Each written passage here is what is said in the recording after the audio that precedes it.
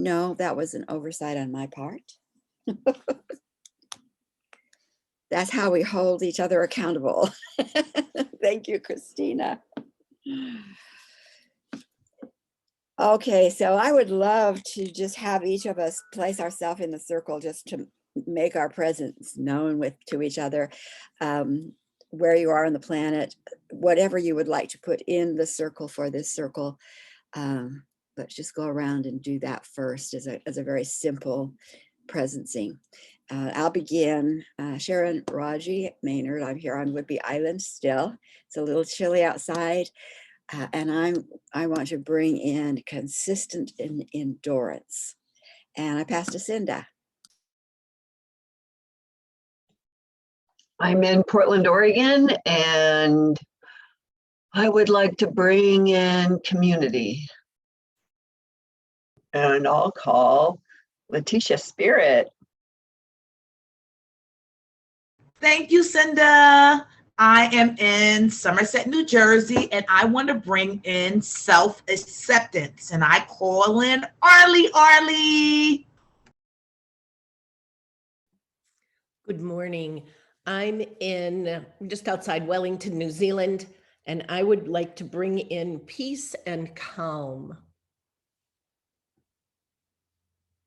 And I'd like to call on Emma.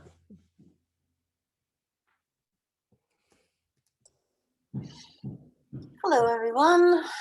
Emma in Williamstown, Massachusetts. It's the first sunny day we've had in quite some time, and so I offer light to the circle. And I'll call on Tara. Hi, still out in sunny Arizona. It's hotter than I thought it was sitting out here. It's about 95, so might be going in soon. But with that said, we really need rain very badly on this side of the country. I'm sure a lot of you know. They have family interested in moving here, but they're concerned about the water problems. So I'm putting in like rain and flourishing so that it will help everything and everyone grow here. And how about Avi? Hi, I'm also in Eastbourne near Wellington, New Zealand, at my mom's house in the back part of the house. I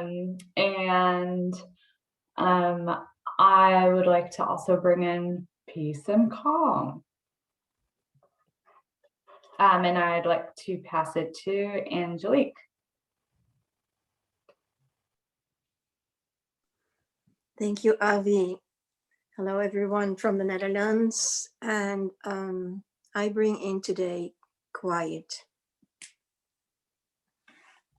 And I go to Christina. Thank you, Angelique. Christina, Switzerland, Zurich. And here, Tara, I can send you some rain because it's been pouring down for the last few days. And it's cold, still really cold for May. And I'm still kind of in silence. So silence and stillness are my qualities. And Alexandra, I think yes, Alexandra.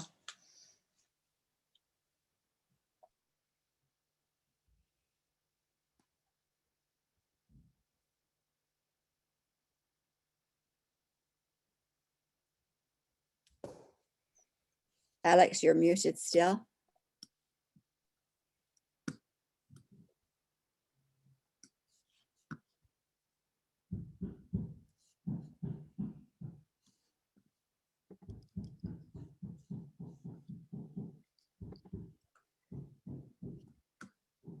I guess it's going to hurt.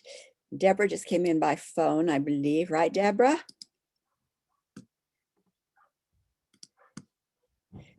And so, hi, Deborah.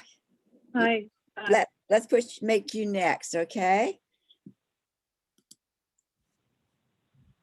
What are we doing? Oh, that's right. Haven't been able to hear us. We're just placing ourselves in the circle where you are and what you want to add to the circle. I'm in Sanford, North Carolina, and the gift of being heard and seen. Good point.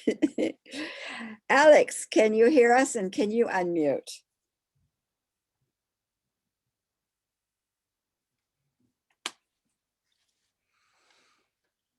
Sometimes when you get a new or different computer, the buttons are all different.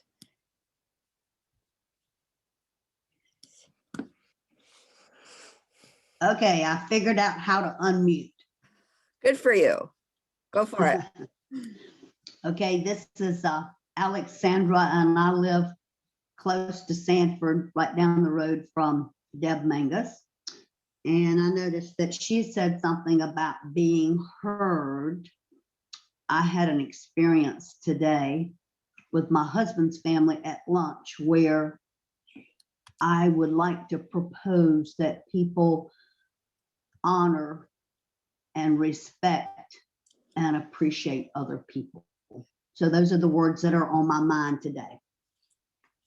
Beautiful.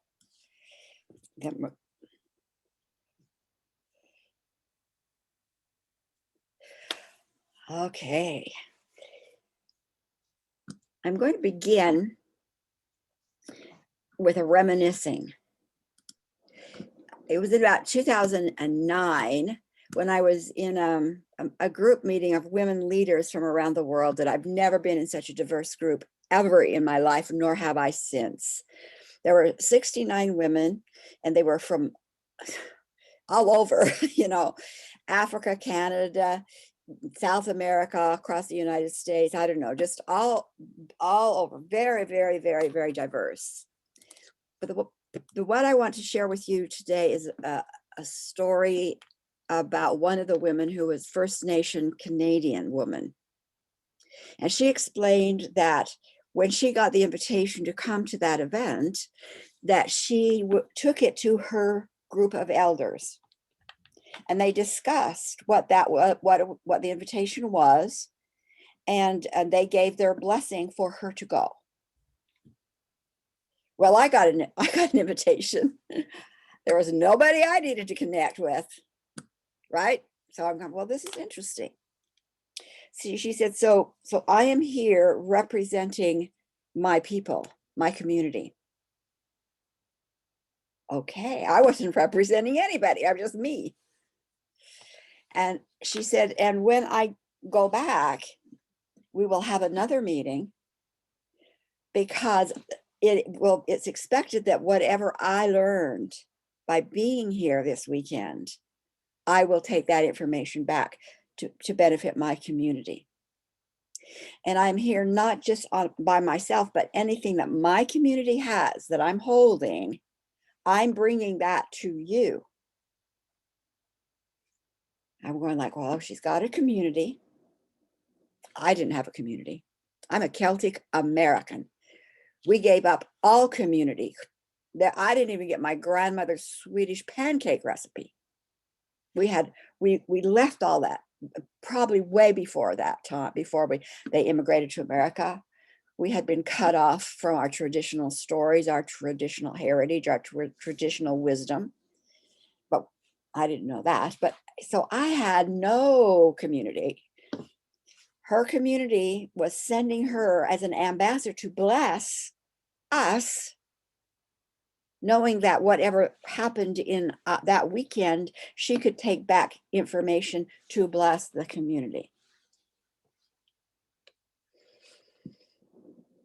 New idea for me, because like I said, I didn't represent a community. I was just me. Right now, today, though, my life is different because I have community. I have community. And it's a community that has come from intentionally gathering with women. So my community is what would be called a matrifocal community. Matrifocal community. That is a valuing of women as those who are the vision holders.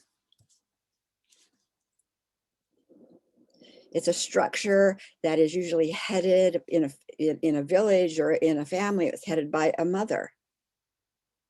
And the father has a different kind of role to play. I first was made aware of that kind of community in the probably mid-1990s when I heard a professor from Berkeley University speak about finances. And he talked about in 1990, mid-1990s, there were a lot of alternative currencies happening.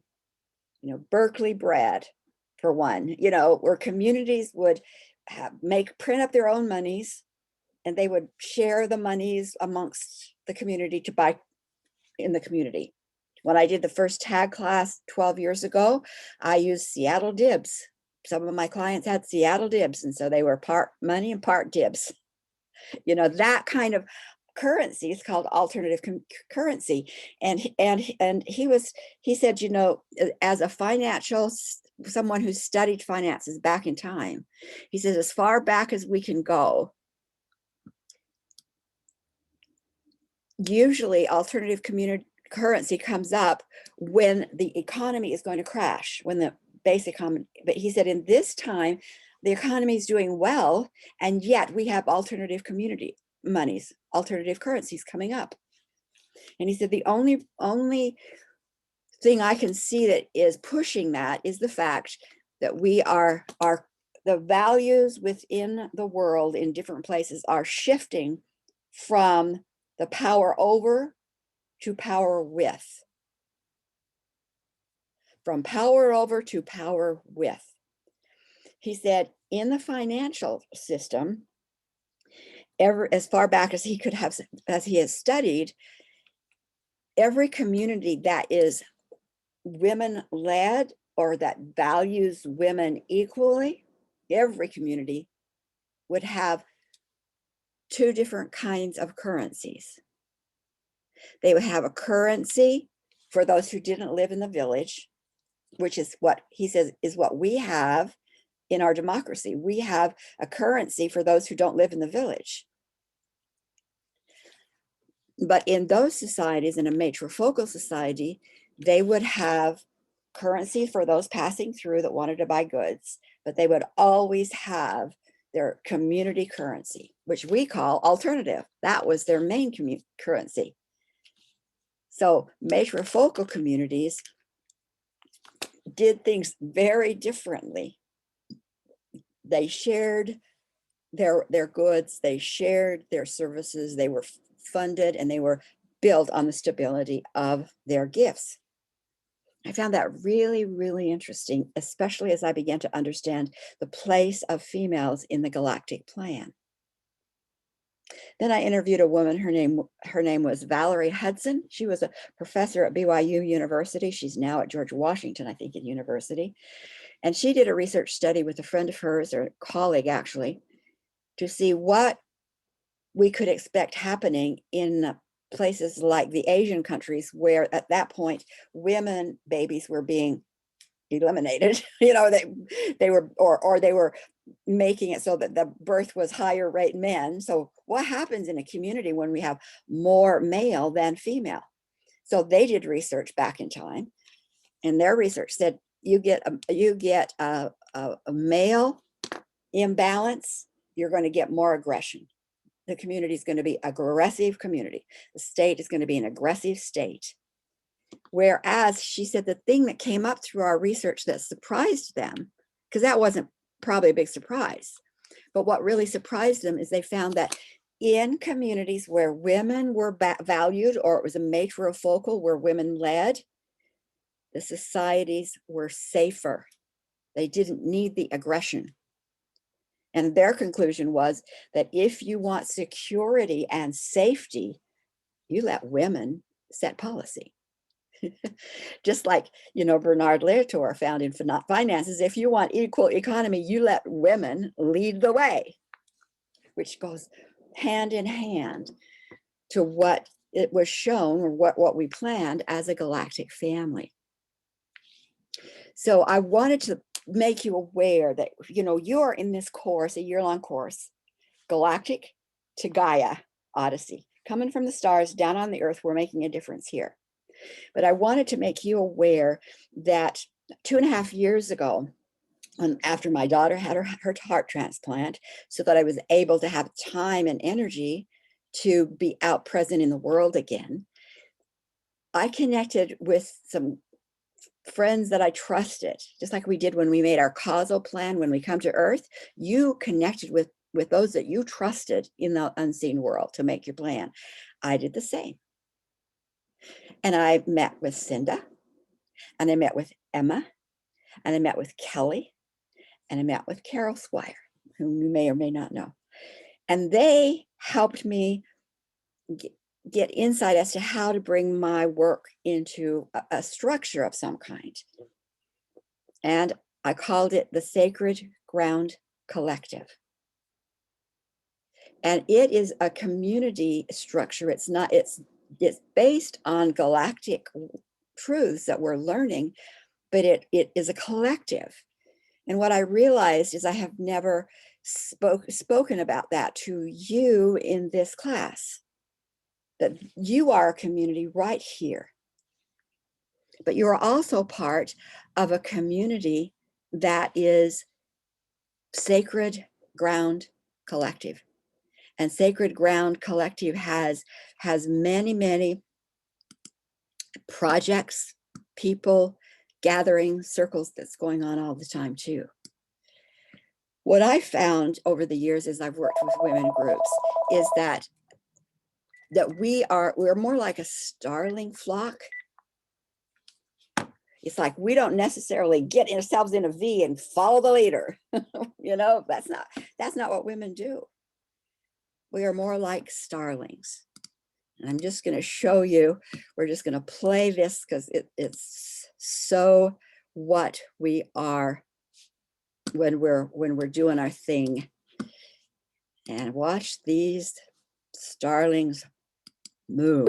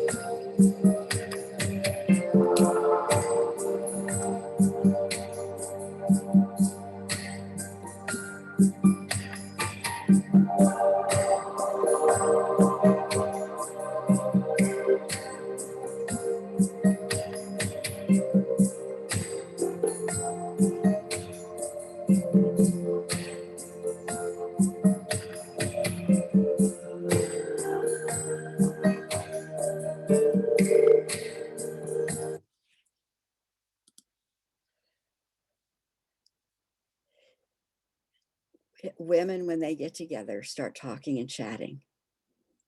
And things emerge in their talking and chatting that does not emerge when they're not together.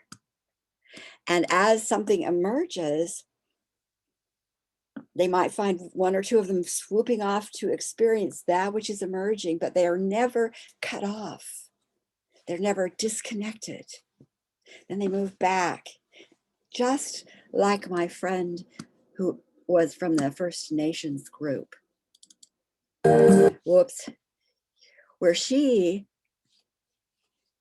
knew that she was from the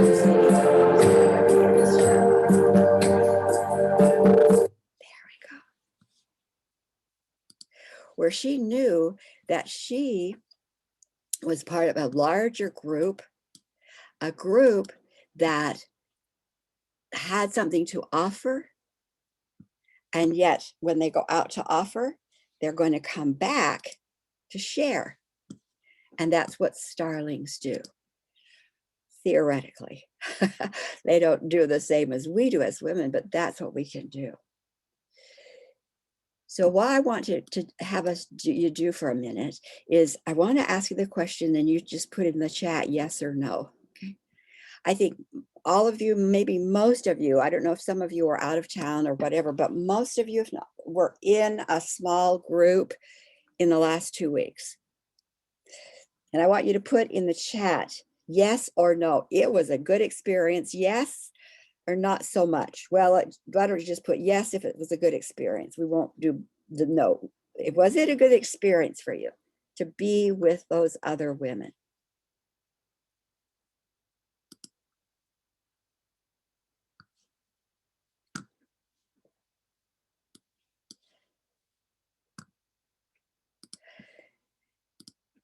And then I want you to think about what was of value. What was a takeaway for you? And write it in your journal. What was a takeaway for you?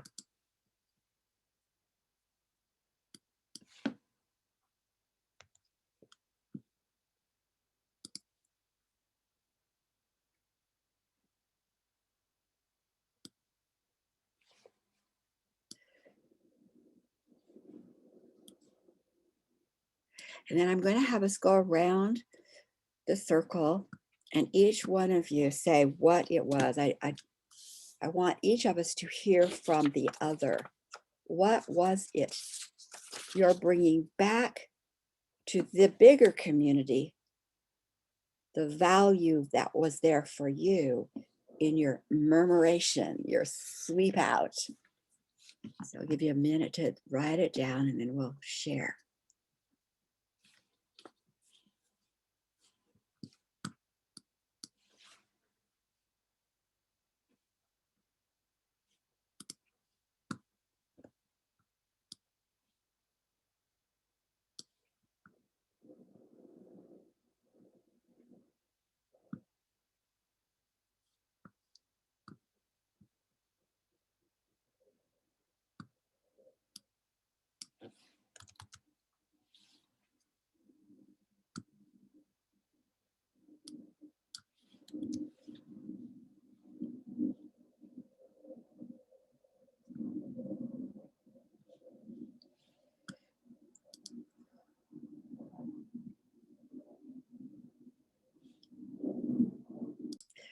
Okay.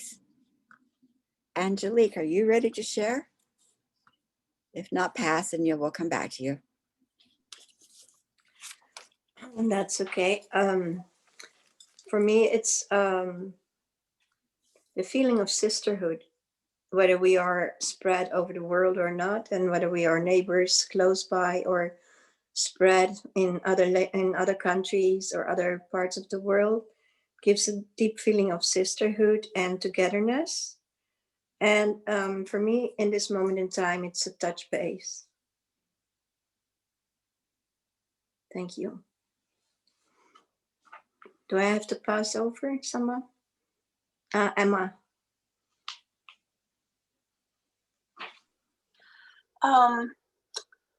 What I come away from our conversation last week, which was so delightful, is it was an affirmation of the similarities of our inner experiences, despite the apparent outer differences.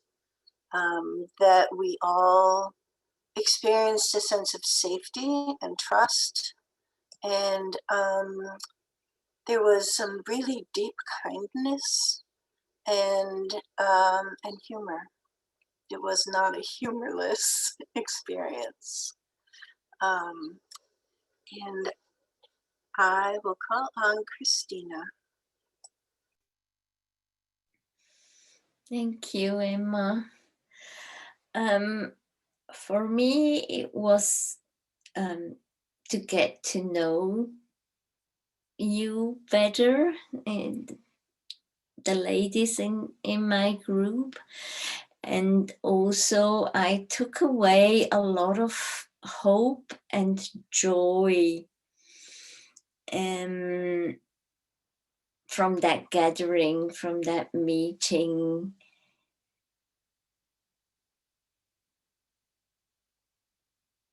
Yeah. Yeah. And Tara. Thank you, Christina.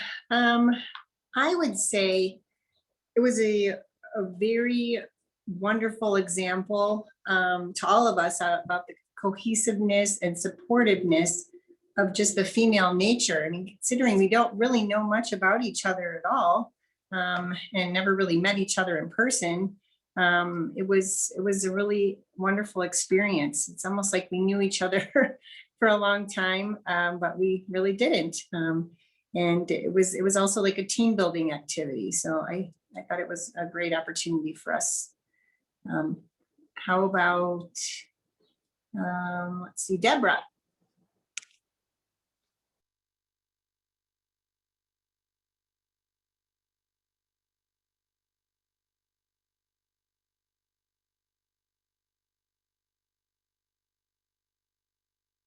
Deborah,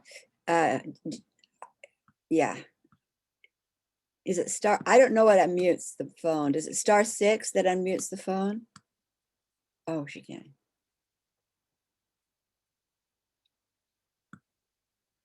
Okay, I don't know what unmutes the phone. It is *6. They said I'm unmuted now. I Great. only put in *6 3 times. Well, for me, it was incredibly disappointing because I wasn't there. We were out of town and I didn't have email to connect with people to get the time and place. So my apologies to my group. Thank you. And Cinda.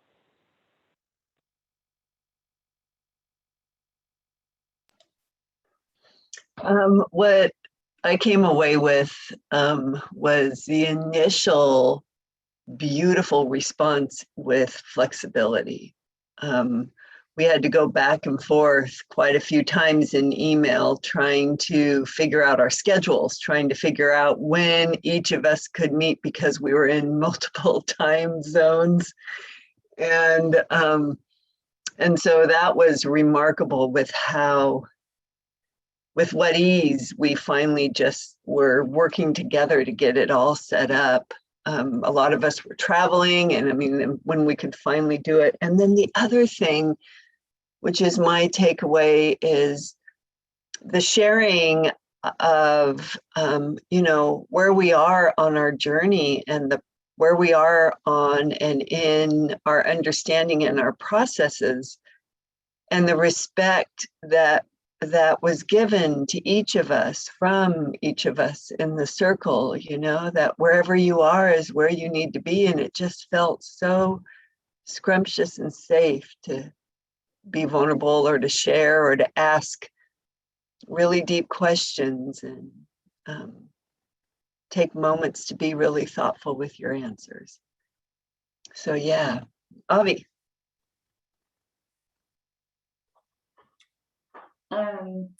Yeah, I just felt really lucky that I even have the opportunity to be part of such a community of open-hearted, powerful women, and to just be able to discuss what's going on in our lives with such amazing people.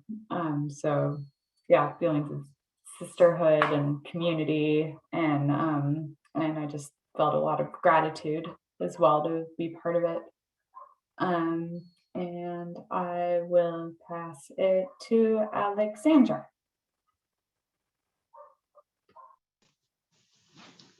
Hello, can you see me? We can hear you, Alexandra. Well, I don't know what all these buttons are for, but anyway, I'm in my new office sunroom that was finished last week, and when my group met together, I was in the office with the tablet and was able to show them this, and I was in distress because I had discovered that our contractor had abused our credit card that he was supposed to be using for materials and helped himself to some things. And So I was kind of sad about that. And I was very glad that the women I was involved with decided to do a ritual to cleanse my office. And I didn't have to ask them or anything. And so I appreciated knowing that there were people out there in the world that could energetically support me. And this is a time when I don't feel much of that with my family or my husband's family. So I'm very grateful for the group I met with and this whole class. So I look forward to new adventures together. Okay. I don't know who hasn't been yet. Arlie and then Spirit.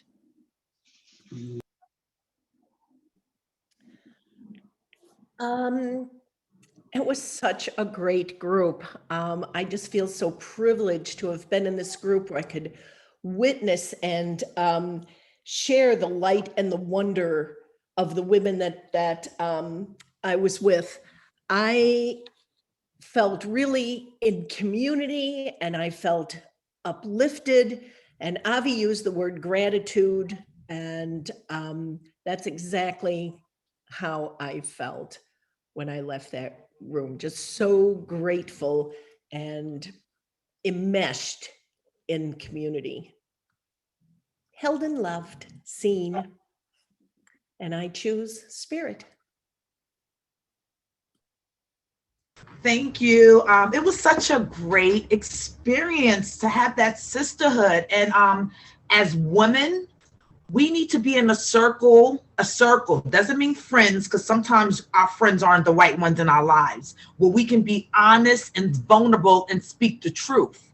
Because even though the umbrella is spirituality, as I'm moving in this spiritual world, I see in some places is some form of hierarchy, meaning if I have this tool and all these tools, I'm spiritual and healed and there's nothing wrong with my life. When in all fact, as Sharon brought to us, just because you have those tools doesn't mean there's structure to your life. And we are in a lot of pain. And the more we come together and just to say our authentic troubles is the more we can come together in community and really help each other heal and have that sacred talk to move on, like just to be vulnerable and free and just to talk about it. Half the time to just say that problem aloud is just a relief instead of hiding, feeling shameful, like everyone is great, because that's a lot what people do. Oh, I'm great, and lying to themselves. So it just felt good. And just to give your voice and to help a fellow sister, knowing you feel her pain and her story, it just like each one teach one, that community and getting back to the basis of communication and honesty. Thank you. I am complete. Thank you. Thank you. And those groups, you have each other's contact, and I've kept them as a group, not necessarily that we'll break into those same groups in class. We'll probably break into different groups in class, so you get to move around. But as far as a support group in other times, I would suggest that you foster that in some way. I certainly will make time for it throughout the year. So the value of us being together it has always been important for women. That was our chakra system says down into the root, send roots into the earth. Why? Because that's where the roots of the other sisters are. So we are part of that growing network of women who are getting back to who they really are. So what I'm going to suggest is we take a 5-minute break, do what you need to do, stretch, whatever. And is that long enough for everyone, or does anyone, if you need more time, raise your hand? Okay, Christina is asking for 8, which is fine for me. Alex is fine. So let's do 8 minutes, which means we will be back at, what is that, 52 before the hour? 52 before the hour. Okay, I'll see you back then.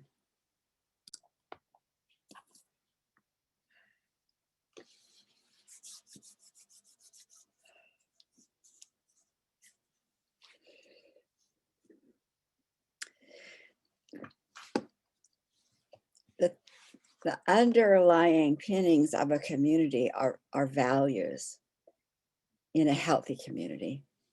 It's not threats, and it's not domination, and it's not deceit, and it's not fear. It is common values. And that is what we have in the Sacred Ground Collective. That's what we have in this Galactic Odyssey. And we could very simply say safety, respect, zero tolerance for any energy of outsider domination, such as discounting, deception, violence, fear, you're not enough, generosity, all aspects of good. And those are the values that have drawn us together, and it's the values we've been experiencing with one another. So that's why that's our swarm. That's the swarm. And so it doesn't matter where we go to explore, the swarm is where we can come back, because the values are there everywhere. We can share what we learn, we can share what we know, we can invite. And as we begin to step into this expression of our good, our passions into the world, we ought to be able to say to our community here in Sacred Ground, this is what I'm doing. This is what I'm excited about. And be heard, and be supported, and be valued, and be cheered on. Just as much as when we are in our down places, we need the cheering on. So the reality, I made a reality statement, and I'm just going to take us through it. So the statement says, the expansive circles of souls in female bodies throughout all time now have the blueprint wiring power centers for designing, birthing, and protecting a world that reflects divine star families' agendas. The expansive circles of souls in female bodysuits throughout all time now have the blueprint wiring power centers for designing, birthing, and protecting a world that reflects star divine families' agendas. Take us through the reality shift and say to our teams, move our consciousness and the consciousness to everyone to whom we're connected in love into that reality. And we ask the teams to deep six anything in any time, space, region, dimension that is, has, or would keep us from it.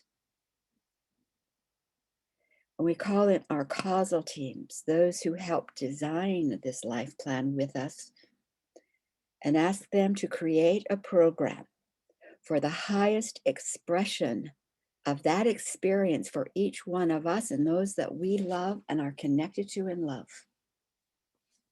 Downloading the codes into our first dimensional field and anchoring the program in the fifth dimension where the patterns for this life are held, so that we claim it, design it, anchor it, and activate it. And so it is. So I'm going to I have created a link on the website that holds all of the galactic information. There will be a link for those who want to go over and check out Sacred Ground Collective and see what's going on in that world. Because again, it's the foundational community from which others have emerged. And there will be communities continuing to emerge. Now, one I want to share with you is Kelly Lair, who is a new 72. And Kelly, she's quite an electric being. And she's found a passion just in the last month or so that seems to fit what she has felt within for a long time. And it has a lot to do with the economy and finances. And she's doing a lecture tomorrow on it, which I'll send you the link. knowing that whatever we share in our community is not, there's no expectation at all, but there, except that you will hold her and her work in respect. Check it out if you feel drawn to, because that's what we are. We trust our inner knowing, and she will be one of many that we will begin to share. I'm doing a 5-day. I did a 5-day challenge for those who wanted to say, what is it that I love? And kind of evaluate and rethink, add universal law to it, galactic information to it, so it's a little different. And then through that 5-day challenge, the next step is once you know what it is you love, how do you get it out there in a world that, in a way that is in alignment to the values you have. And so I've got a 2-day event that I'll also invite you to, because there are people waiting for you and your voice in whatever way you're ready to do that. And I want to be totally supportive of you, and I want you to remain part of this community so that we can support you. And it's not like you have to build an entirely new group out there.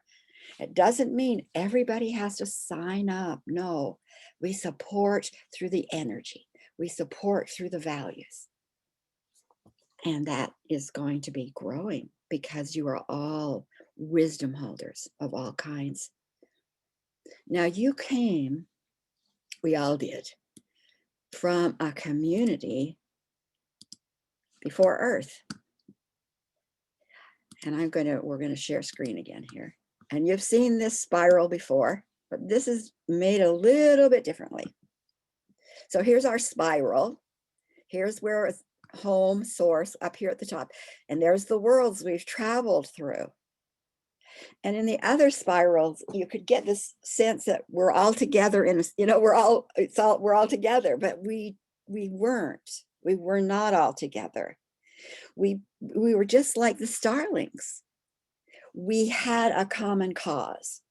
The thing that we needed was to survive, to make plans to get out from under outsiders, and to keep ourselves safe if possible. So the thing that drew us together, those 7 families, was that kind of an agenda. Survive, get out from under the outsiders, stay safe. And so here, we're all together, and then we refracted, like we each began to sing a different song. So all these little groups, and then all these little groups, and then all these little groups, until, this is a very, very small amount of all the refracting that we did. So we might have started with like 1 billion in our group up here. And then we divided into two groups, and then 4, and then 5, and then 10. And we just kept subdividing because that's how we tried different things. The murmuration was going on here in these worlds. When the plan for the Earth was put in place, which wasn't the Earth at the time, it was a plan. There wasn't anything here. There was a plan. And when that plan was proposed, representatives, I'll say ambassadors, from each of those 7 groups volunteered to be part of this Earth plan or Earth mission. And that's what these represent. Our entire families will never, never, never incarnate onto the planet. That was not the plan. The plan was that those volunteers who were aligned to this particular idea, Earth plan mission, would come into this planet and onto this planet. Okay? So here we have the murmuration already happening.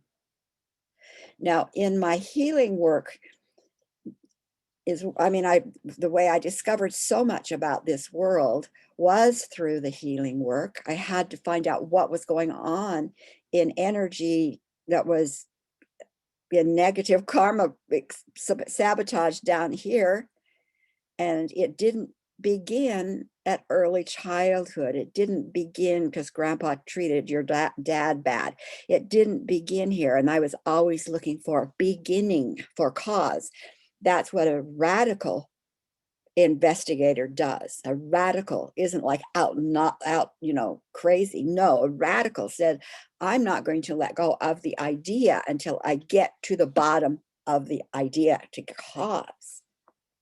So it was that commitment to get to the cause of a situation that drove me into these worlds, or that took me into these worlds, where I saw and sensed the multitudes of groups, some of them still trapped in old contracts, some of them still trapped in kidnapping states, still of them, that we needed to address and help in order to free us down here. So this community, your divine family community, whether it was a community of joy or peace or clarity, whatever that community was, is who you represent. That's the core value for you. Now, how we get back to that core value, experiencing it, was what Earth Mission was all about. And so we tried many, many things. And so just like ideas will come up within the community I call the Sacred Ground Collective, there'll be many ideas that come up that get presented that, hey, this might be good for you. And I'm excited about that. You want to try it on. That's life. That's life. And the core values always are safety, respect, zero tolerance for domination, power over parasitic behavior, and acknowledgement, hearing one another. Now, I want to stop just a minute. Do you have any questions or comments at this point before we move further? Spirit, I see your hand. I just want to make sure I understand. So all of us here on Earth volunteered to be here. Correct. Okay. Thank you. Correct.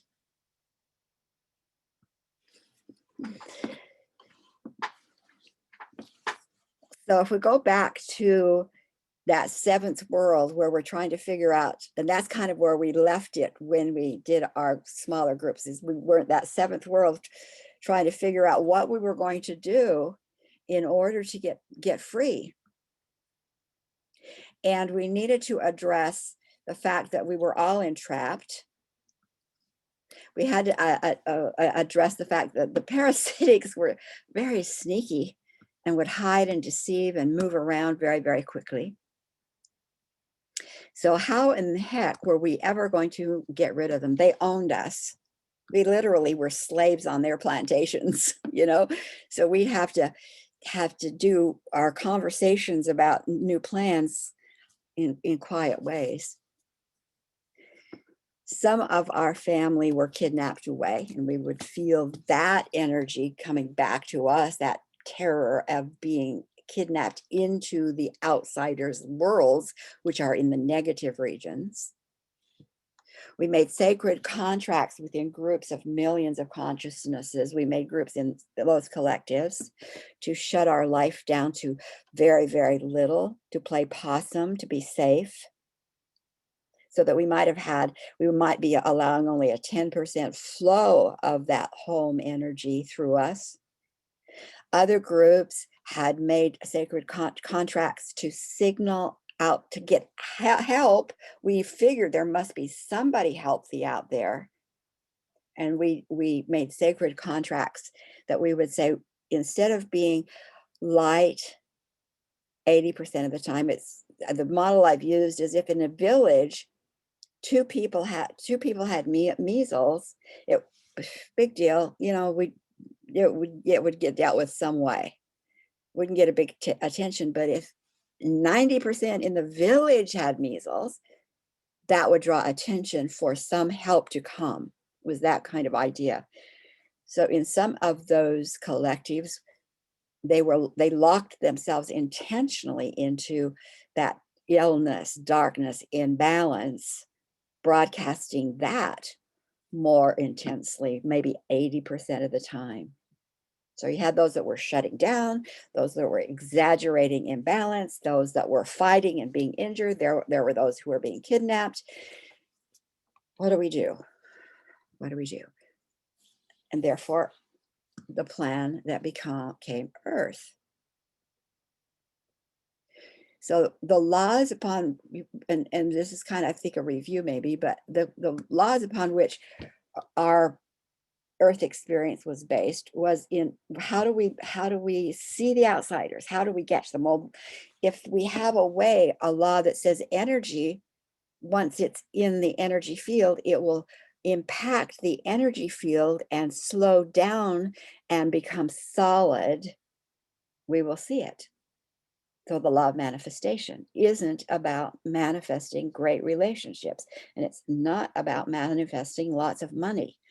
It's about seeing the parasitics for what they are. You look around in the world today, do you see the presence of domination, of outsiders, of discounting, of owning? Do you see that in the world today? If you do, raise your hand. That's why we have the law of manifestation. So we will see the patterns that still remain in our field. So we're right in the perfect time for seeing that. Well, seeing isn't enough, because if you see it, what we've done in the past is we've all, oh my gosh, then I'm going to pretend I don't see it. I'm going to go into denial, hide in the sand. I am not going to see it.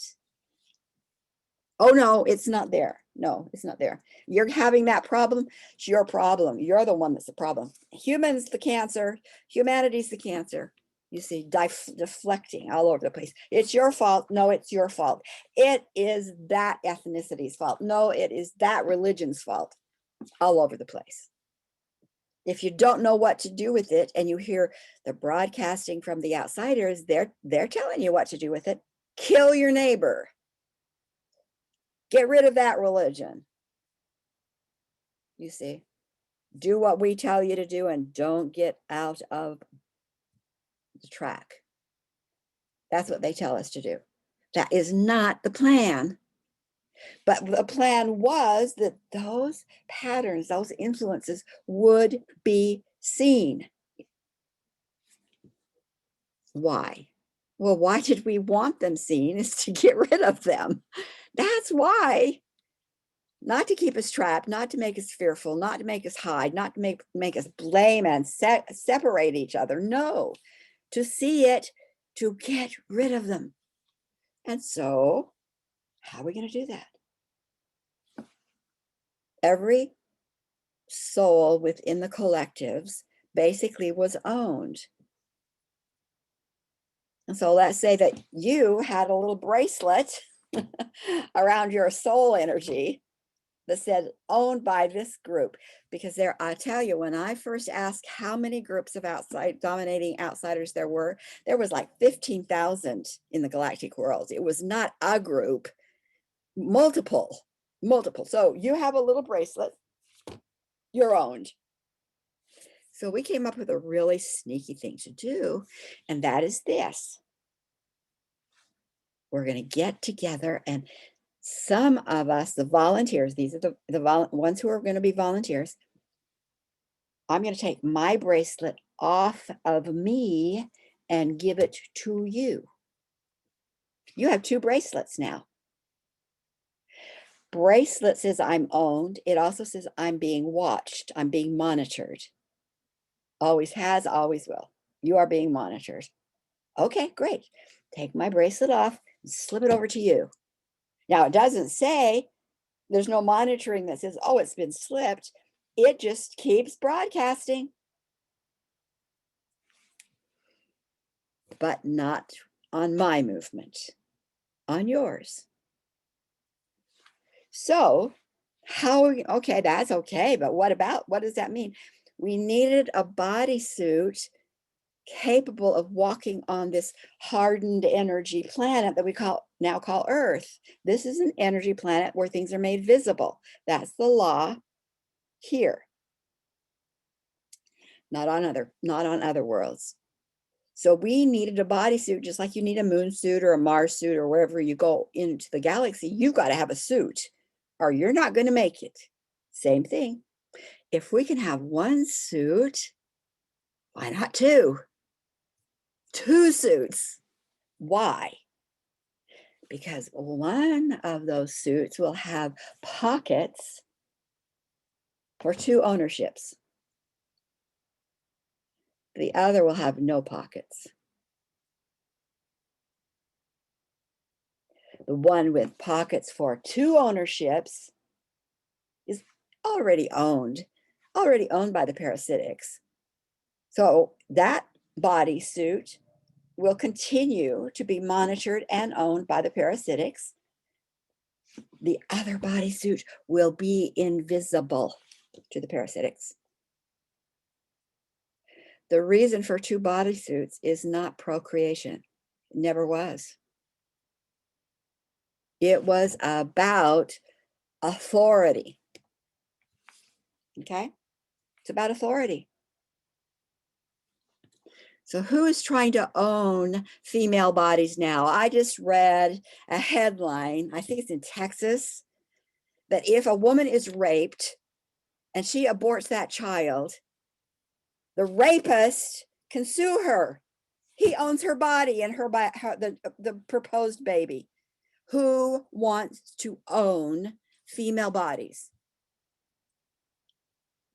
Why do men, another question that came up on Facebook several months ago is, why do men hate women? Men don't hate women.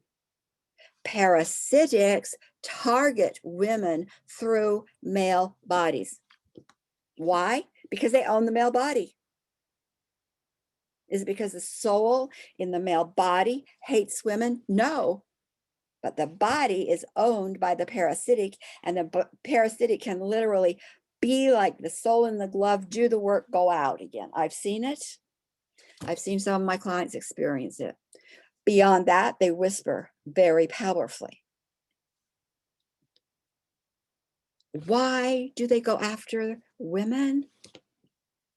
Because women, in their invisibility, with no ownership bracelet, was given the job to identify energy that was off, to identify energy that took away life, to identify energy that would destroy their design of good, and have the authority and the right to say, hey, this isn't appropriate, not acceptable. Call in the entire army of heaven. I call it the Sophia sword now. The sword isn't about cutting. The sword is about connecting and saying, get that group back to their home of origin. Now, if women were free and had been free to do that, how long do you think it would take for us to clean up this mess? Not very long. So two bodysuits was about getting rid of the parasitics. Manifestation was about identifying the parasitics. Well, the other law then was about personal choice. One person making a choice and being heard. A lot of you said something about I was heard. My daughter last night came home from a court case where she was just in tears because the judge heard her. Didn't say, hey, I agree. Hey, you're great. No, he heard her. It was about one voice having the power to say, that's off. Put up my sword. Get it out of here. Because in those other worlds, all those other worlds, we are in collaborative, collective groups, and it's called consensus. Let's have a conversation and we'll come to consensus. And that's really good, but it's not good if you have an outsider flipping around and you feel the energy and you have to call a group meeting. Doesn't work. Why do we have personal choice? To get rid of the outsiders. The mission for Earth is to get rid of the outsiders. That was its mission. Because until the outsider's presence was gone or is gone, we cannot keep ourselves in balance.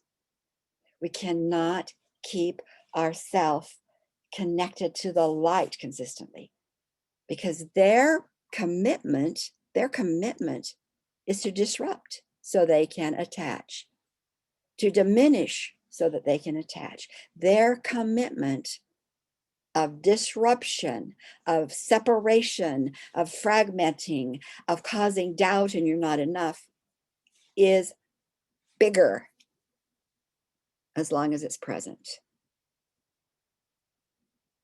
So when I asked the question in 89, because I saw the information, I didn't know about it before 89, about, metaphysics and change your mind, change your life, and all there is light, and love everybody whole. I mean, I didn't know any of that until 89.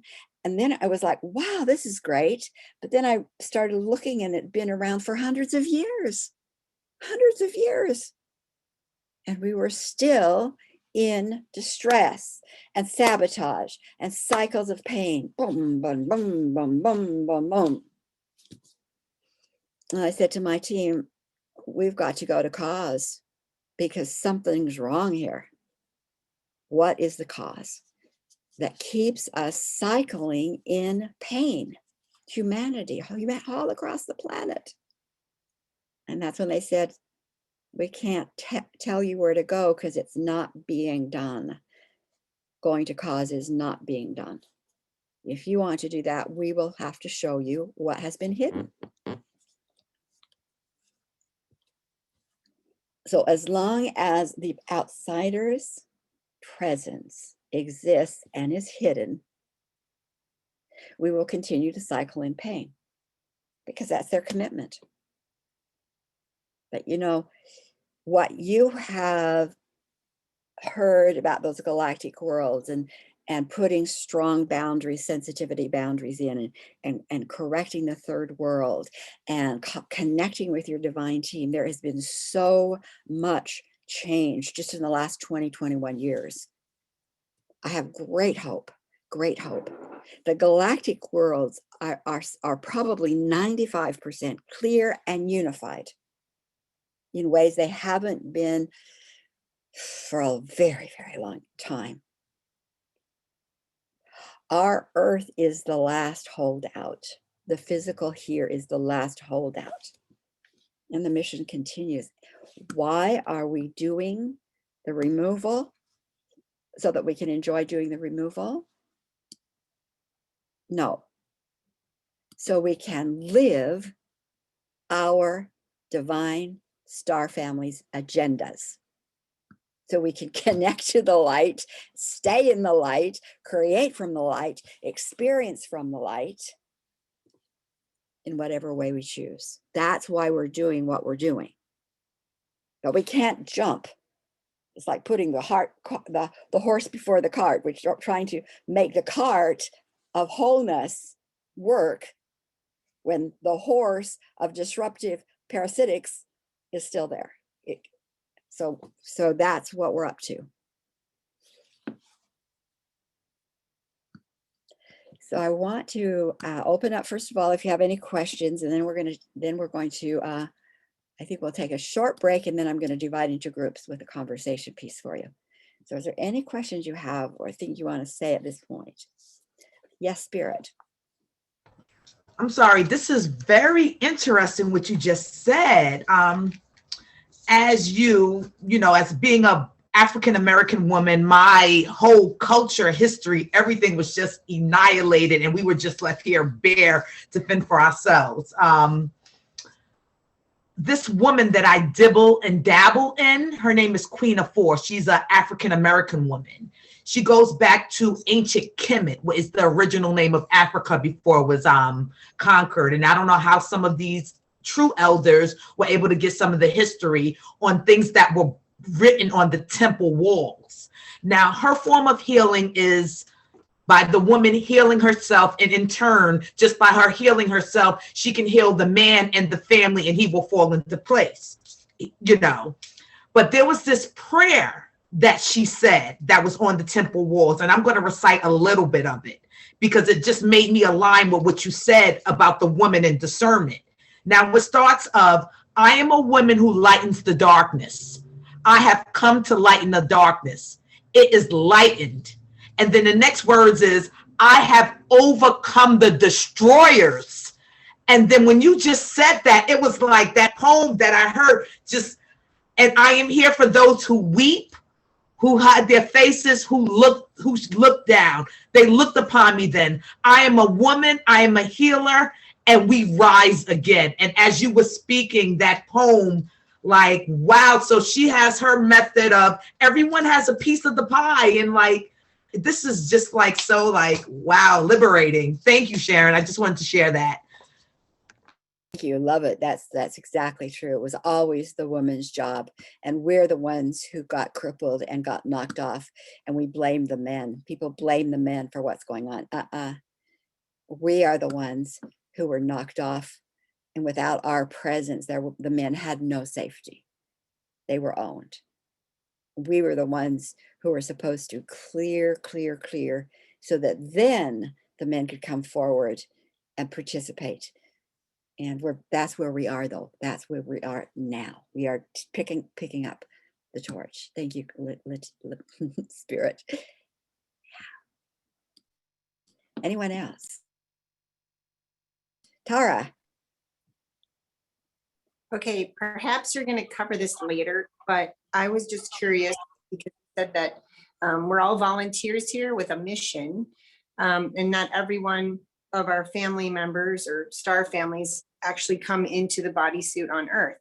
So obviously we were hoping that this whole thing would be cleared up a long time ago, and it wasn't. Is it the same cycle of the same energies coming back again and again in this, or are there constantly different volunteers coming in different groups? That's all.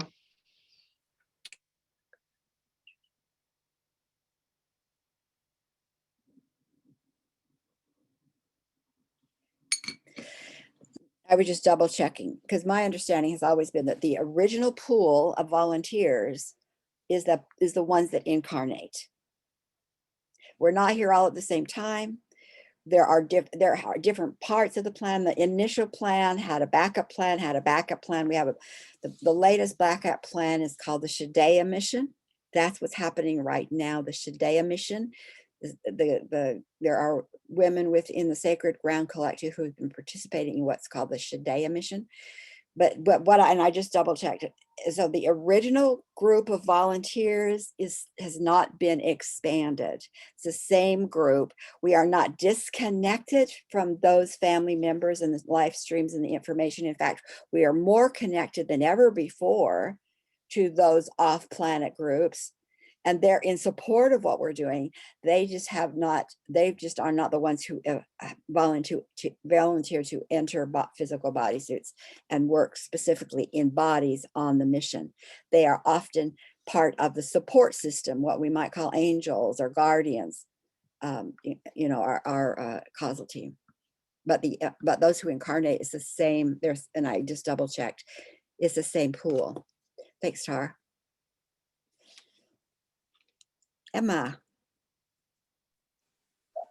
So I've seen you do this many times.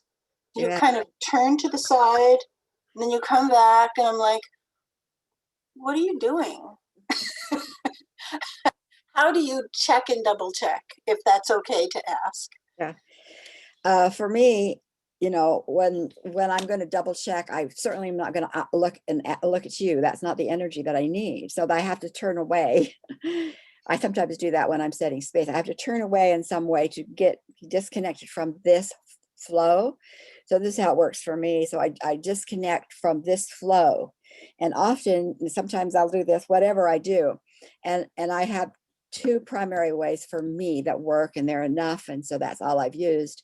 Because my initial gift remains, I think my primary gift is telepathy, where I can just tune in, call in, dial into the channel, get the yes, we're here, and ask the question and hear the words, and the words come very, very clear, always have.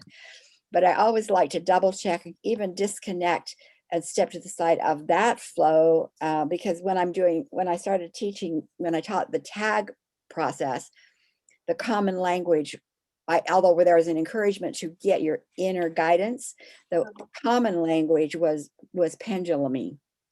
So pendulum, I often will double check with a pendulum, because then I can disconnect from everything else and feel that energy coming through the pendulum in a way that it's like another voice. It's not this team and it's not that team, but it's a different team. So it's a kind of a double check. Okay, thank you. Mm-hmm. Angelique.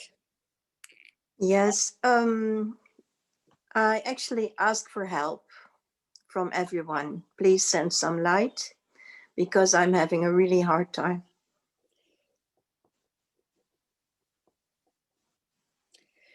We will, Angelique.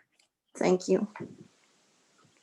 And I just want to say into this group, there's two groups. I was one came out of Sacred Ground Collective, and we put together a program last year called Women Remaking the World.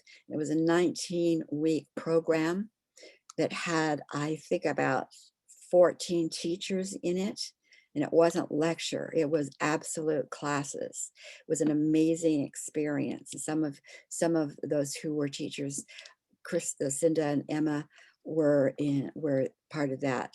So there's that Women Remaking the World group. But my original tag group, which there are 5 women in that group, and have been together for like, I guess, 15 years now, they decided they wanted to form a supportive prayer circle. They called it Code Love. And anytime anyone needed something, they would just send out an email with the subject line Code Love, just like Angelique just did with her words. And then I would forward it, because they don't have access to the email addresses. And I would forward their request of what they were dealing with something, and could be they could say what it was or not, didn't matter. And then it would go out through that Code Love subject line. And then everybody took the time to do what they felt to do in behalf of what that request was about. So in essence, Angelique has introduced Code Love into this community here. And my invitation then would be that if you would like to be part of that particular part of the Circle of Sacred Ground, I'll send out an invitation, and then you can opt in or opt out through that email invitation. But Angelique has certainly asked for that type of support prayer right now. And if there's anything else you'd like to say, Angelique, please. Yes, I can say that I've been attacked all week, and on a very deep level, and I'm so tired. I just cannot cope anymore on my own. So I need just some light, some extra light. Got that. Yeah. This opens the door for one other thing I want to say in relationship to that. You know, when you open up to your gifts, your good, what your contribution is into the world, a lot of us have the concept that when we do that, our life is going to be peachy keen. And I want to dispel that for you. When you open up and put your foot on the path of your good, of your contribution, you open up yourself to your healing, deepening.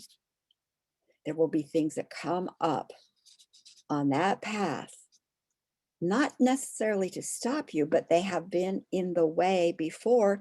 And if they're not handled, healed, transformed, they will stop you. So you open up to the good, and then you open up to what tools do I have and what will I need? When and you get to decide how your gift is used. So my gift of telepathy, I do not work with disincarnated beings. I do not channel in that way. I decided very early on that I wanted to work with people to help them get free of that, of any aspect of fear by going to cause.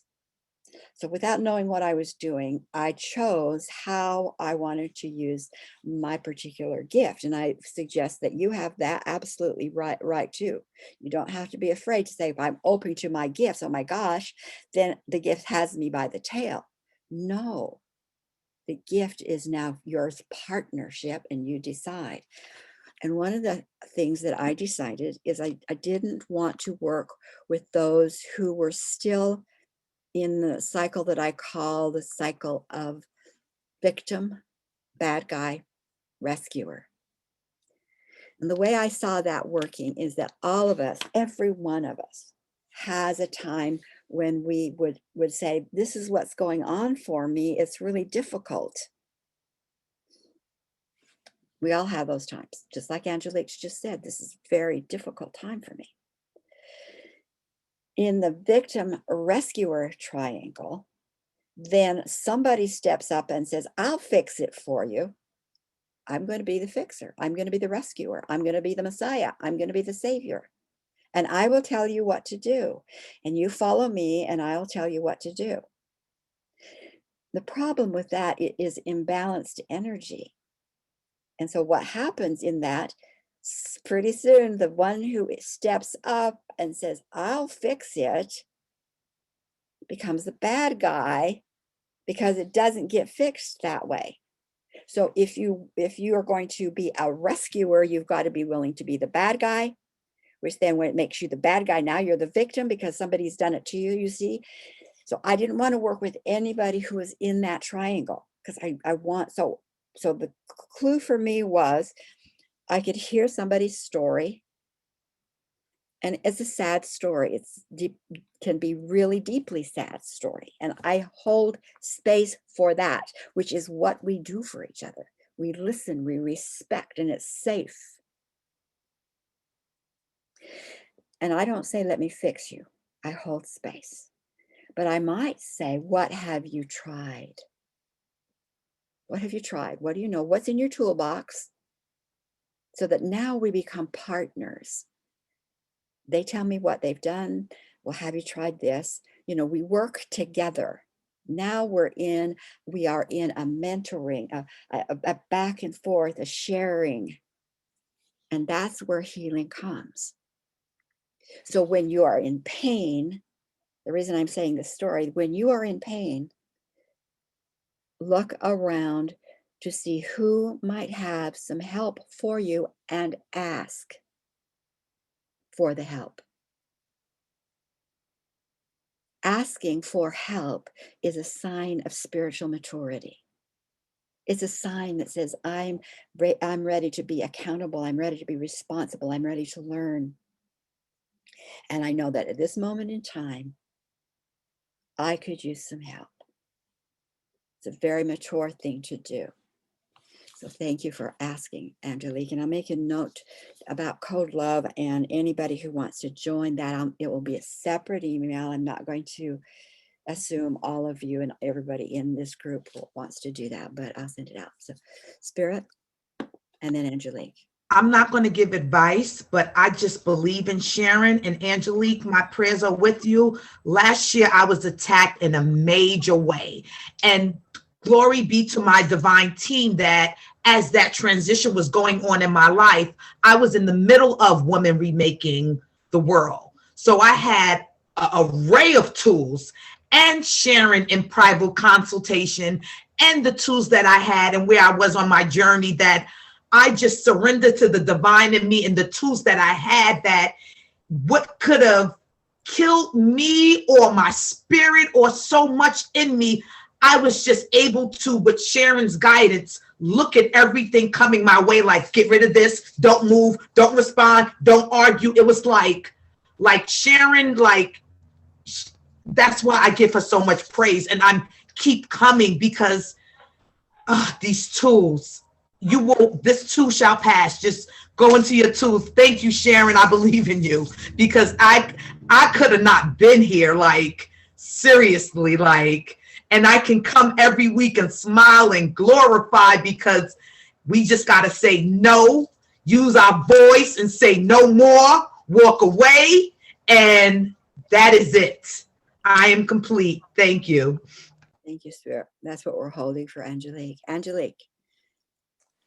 I just want to say thank you that I'm grateful I've put this into the circle. Thank you. This is really a big relief already. Thank you so much.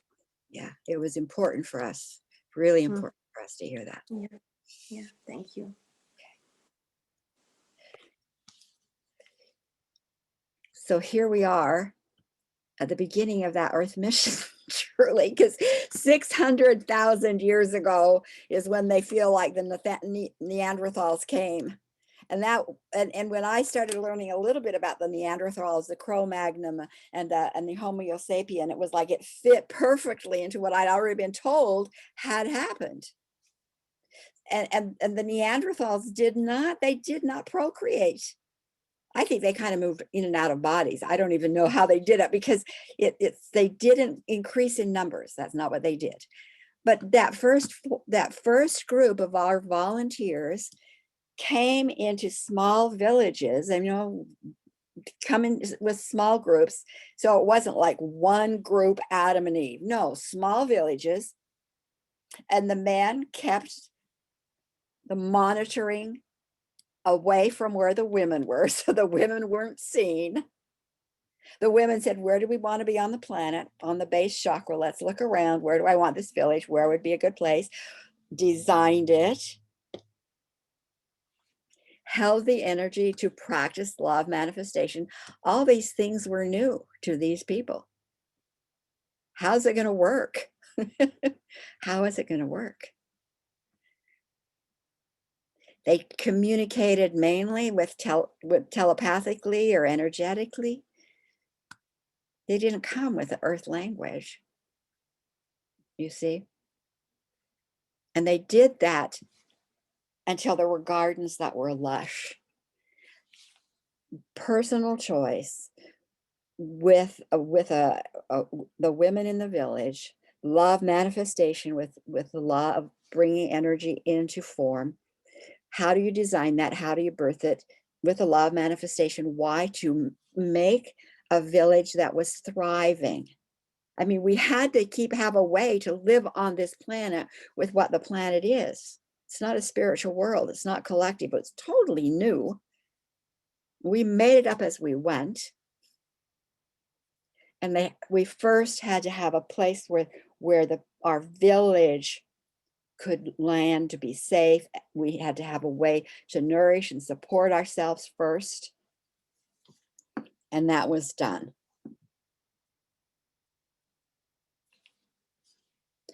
And then when that was done, that was the time when the female mission, actual mission, to identify outsiders was to come into play. We had to be thriving first, okay? So I'm going to read that reality statement again. The expansive circles of souls in female bodysuits throughout all time now have the blueprint, wiring, power centers, that's the chakras, for designing, birthing, and protecting a world that reflects the divine family's agenda. And it's the protecting which required getting rid of the outsiders. Okay, so they created a world that was thriving, lush garden. And when that was done, it was time for them to step into mission. And going to, every culture has beginning stories, you know, and I don't know all of them, of course, I don't. So the story that I use is the Judeo-Christian story, the myth of the Garden of Eden. And I'm told that it's, you know, it has a lot of truths in there as to what happened. So in the Garden of Eden, we have the garden that's all lush. We do have, you know, the man naming things. I don't know that that was really what happened because the women created it. The man not only diverted, because their chakras was where the causal chakra, saying yes to their mission, to the plan. Crown chakra, what is crown chakra? Oh, possibilities. It's like bringing in the energy from the sun, all possibilities. The next chakra for a man is their heart chakra, bringing up all possibilities, all the codes, all the information, all of the good stuff, bringing it down through their midline and letting the heart, the energy of heart, of love, of grace, imprint the frequencies so they would give it out into the village. So here is a rich, rich, rich environment of energy that could be used by the women to weave, manifest their design. Now, the men could do that while they were sitting on the banks of the river. They could do it while they were playing the harp, doing a flute, but they didn't do it around the women. Why? Because they were being monitored. They were being monitored. They knew it. Now, what I've been shown is some of the outsiders are going like, what's that guy doing down there? Well, if he doesn't get doing something pretty fast, we're going to come in because we've got to get crops growing.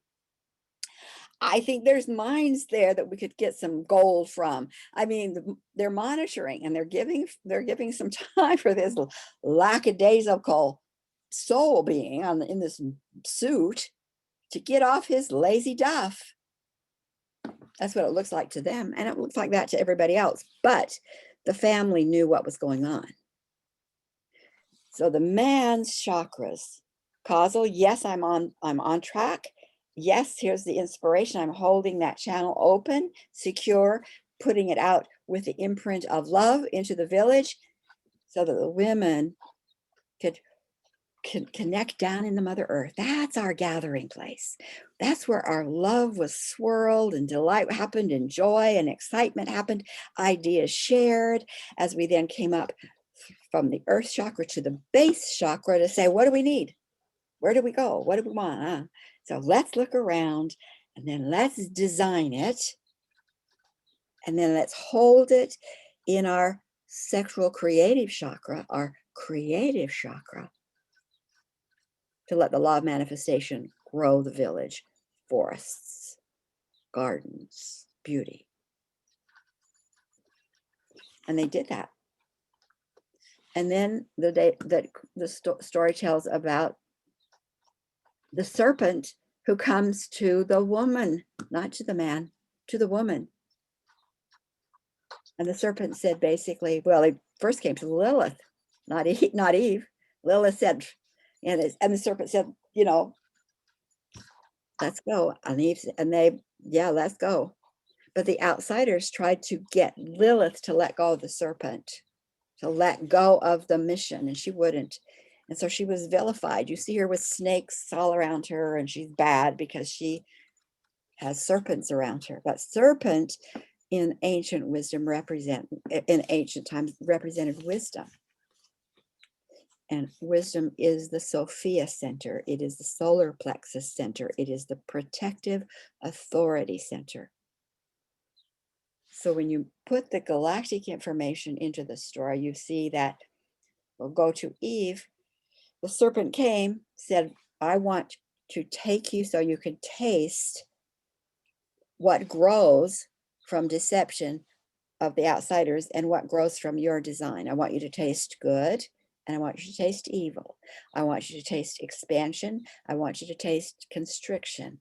So you know the difference, the knowledge of why so that she would then have the authority to say, whatever is growing, the seed that is causing constriction and evil, move it out, move it out. Call in all powers of heaven to remove the seed of the outsiders.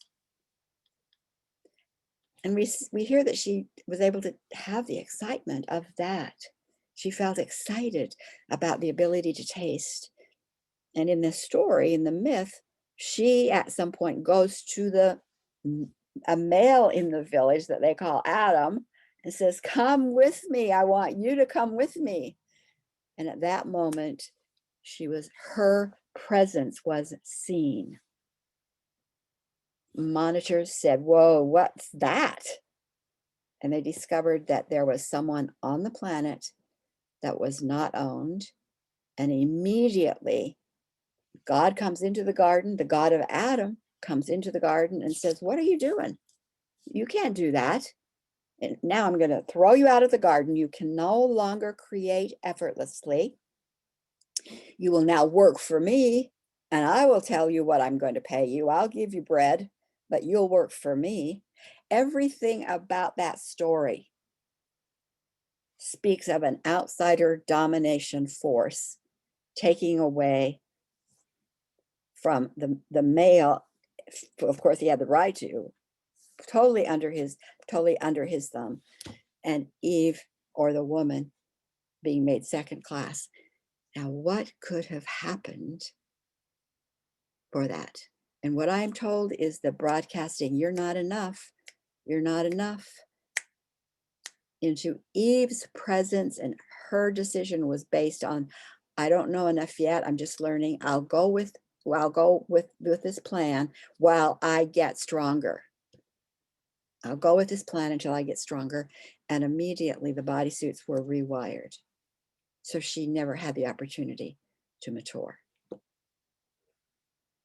So we're going to leave it at that and invite you, because Tuesday in my 14-week healing maternal wound group, those who want to show up online, we are going to do a Garden of Eden meditation journey to take back Lilith, to take back Eve, to take back our authority voice. So I'll send you a link for that too. Okay, we have 10 minutes. Any questions, anything you want to say to each other? This space is opened. Sharon, Yes, Emma. so here we are. We are souls in female bodies. Yes. We're never owned again, though. We might be controlled, but not owned? Question mark.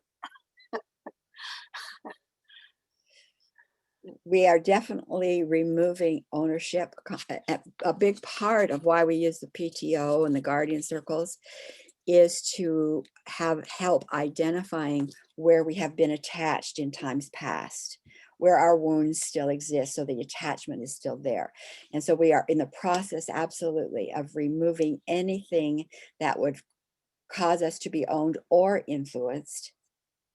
And the one who will know when that's complete is us. Right now, Angelique speaks of that feeling very attacked, and that's what we're going after. There's the attack always comes from outsider dominators. And so what we have is the knowledge and the authority restored to clear and remove from ourselves as well as our family in the world. Emma, and I see you still have a question there. The male bodies had the two owner markers. Mm-hmm. When we were rewired, did female bodies then become marked as well? No, what happened in the rewiring was the wiring in the male bodysuit bypassed his power center of heart and connected the connection to his gonads. But it took away his heart center.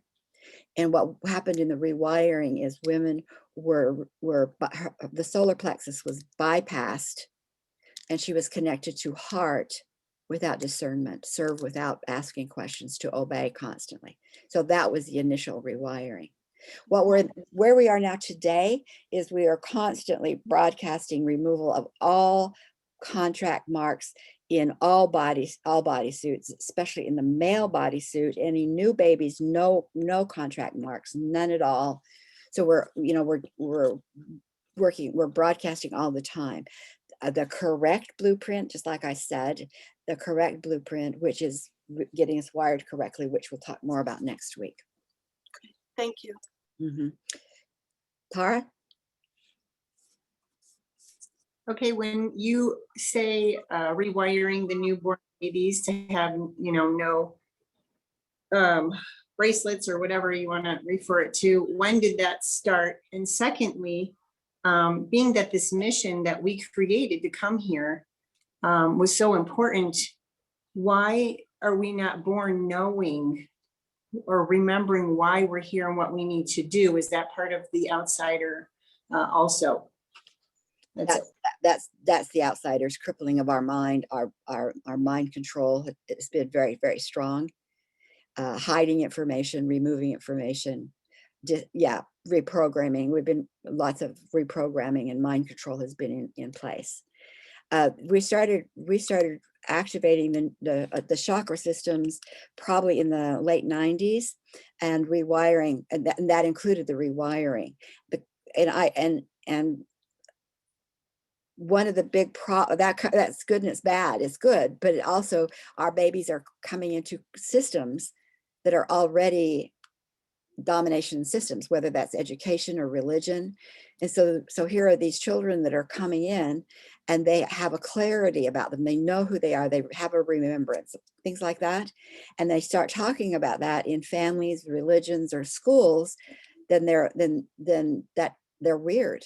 There's something wrong with them, or we haven't caught up our social structures to match the correct missions and intent and spiritual information, etc. So it's been going on quite a while, but the social systems here in the United States, I can only speak to that, have not supported the children who are awake. And some families haven't either, and most religions haven't either. But that's changing, and it's part of what this wave of women waking up, and men too, waking up and saying we've got to create new structures. That's absolutely true. It would have been wonderful to have it happen 20 years ago, but we need it, not just for us older folk, but we really need it for the new generations, because they don't buckle under in the same way my generation did. They didn't quietly go down, and they need to have the systems and the to support their knowingness. Yeah, you are it, ladies.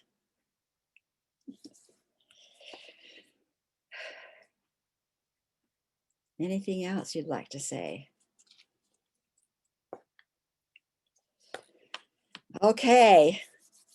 So I'm gonna try and remember everything I promised to send you. If there's something that I don't send you that I promised to send you, please email me. So but give me until maybe tomorrow afternoon to get everything out, or send a reminder if you think about it before you get it, because I want to make sure that you have everything that I said I would send you. Spirit. And I know you said give till tomorrow, but what time is Kelly's function tomorrow? Oh, I'm going to send out. Yeah, I told you about Kelly's invitation. I'm going to send that out today. I'll send it. I didn't want to send it out because I wanted you to understand why I'm sending it, and it will go out right after this. I think it's at 10, by the way. Thank you. And thanks for that remembrance, because I might not have gotten that out in the right time. Okay, so wowie, we are on it. You guys are amazing, and I am just honored to be with you. Yeah, the next class is going to be that 2-dayer. And all of my classes, it may look like there's all kinds of classes that are like all over the place, but they're really not. I've really, one fits to another, fits to another, fits to another, just so you know. I know it does that. Okay, loves.